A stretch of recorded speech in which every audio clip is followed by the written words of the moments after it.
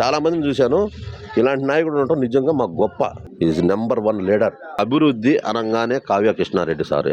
ఎందుకంటే ఎన్నెన్నో చెప్తా ఉన్నారు.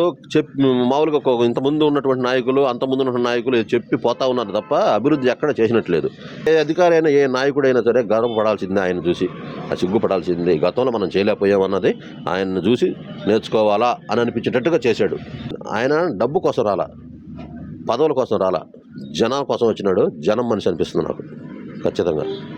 ఆయన బ్రహ్మంగా చెప్పినట్టు కావలి కనకపట్నం చేయడానికి కోసం ఈయన్ని పంపించినట్టున్నాడు ఆ బ్రహ్మం గారు. ఇది రియల్ కరెక్టు.